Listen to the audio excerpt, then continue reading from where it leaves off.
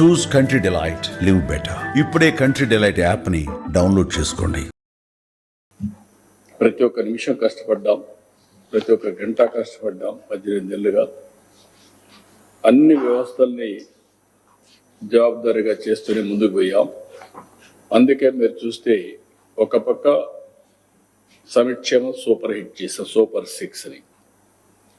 ఇంకొక పక్క అభివృద్ధి కోసం long term, short term, medium term sustainability కోసం క్యాపిటల్ ఎక్స్పెండిచర్ గణనీయంగా పెంచాం. రోడ్లు, పోర్ట్లు, ఇరిగేషన్, ఎయిర్పోర్ట్స్ ఇవన్నిటిపైన ఎక్స్పెండిచర్ బాగా పెంచాం. అదే సమయంలో సుపరిపాలన, టెక్నాలజీ పర్ఫెక్ట్గా వాడుతున్నాం. ఈరోజు మీరు చూస్తే వాట్సాప్ గవర్నెన్స్లో సర్వీసెస్ అన్ని ప్రొవైడ్ చేసే ఏకైక గవర్నమెంట్ ఆంధ్రప్రదేశ్ గవర్నమెంట్. ఎవరు ఆఫీస్కి వచ్చే పని లేదు, నేరుగా సర్వీసులు మనమే ప్రొవైడ్ చేసే పరిస్థితికి వచ్చాం.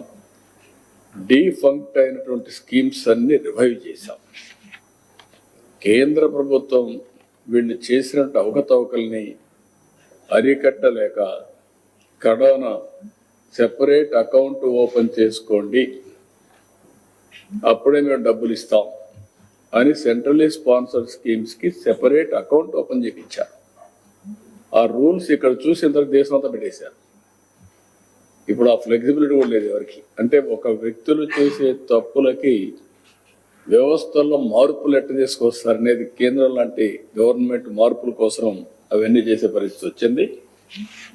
నేను ఢిల్లీకి పోతే విష్ లిస్ట్ నేను ఇస్తే ఈ పనులు చేయమని అడిగితే వాళ్ళు అంతకుముందు మీరు ఇది చేస్తే ఇది చేయగలుగుతాం తప్ప లేకపోతే మేము హెల్ప్లెస్ అని నాకు ఒక విష్ లిస్ట్ వాళ్ళు ఇచ్చే పరిస్థితికి వచ్చారు. అంటే మీరు లాస్ట్ 2 yearsలో మేము డబ్బులు ఇచ్చాం. మీరు ఆ డబ్బులు వాడకుండా మీరు వేరే పర్పస్కి వాడుకున్నారు కాబట్టి అది ముందు ఖర్చు పెట్టండి, తర్వాత డబ్బులు రిలీజ్ చేస్తా ఉన్నారు. 93 స్కీమ్స్ని మళ్ళీ రివైవ్ చేశాం. పవర్ డిపార్ట్మెంట్ తీవ్రమైన సంక్షోభంలో ఉంది, మామూలు కాదు. 32,000 కోట్ల రూపాయలు పెంచారు. కరోనా 15 రూపాయలు అట్లా కరెంటు పీక్ లోడ్ ఫ్యాక్టర్ కోసం 15 రూపాయలు పెట్టుకున్నారు.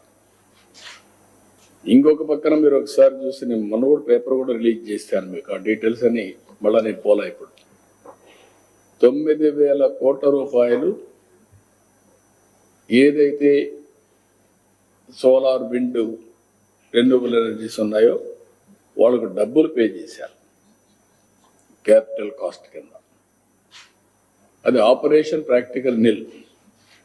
9 కరెంటు వాడుకోకుండా ఊరికే వచ్చే కరెంటుని 9,000 కోట్ల రూపాయలు కోర్టు వల్ల వాళ్ళకు పే చేసే పరిస్థితికి వచ్చారు. అది విధ్వంస పాలన. అంటే మనుషులు ఏ విధంగా ఖర్చుగా పోతారనే దానికి ట్యాక్స్ పేయర్స్ మనీ ఏ విధంగా బలైపోతుందో ఒక ఉదాహరణ మాత్రం. ఇలాంటివి చాలా వరకు జరిగాయి. నేను ఆ రోజు ఒకే మాట చెప్పాం, మళ్ళీ దీన్ని ఘాట్లో పెడతాం, ఎక్కడ కూడా నిర్లక్ష్యం చేయం. కరెంటు ఛార్జీలు పెంచకుండా ఈ వ్యవస్థని సమర్థవంతంగా నిలబెడతామని చెప్పాం, నిలబెట్టాం.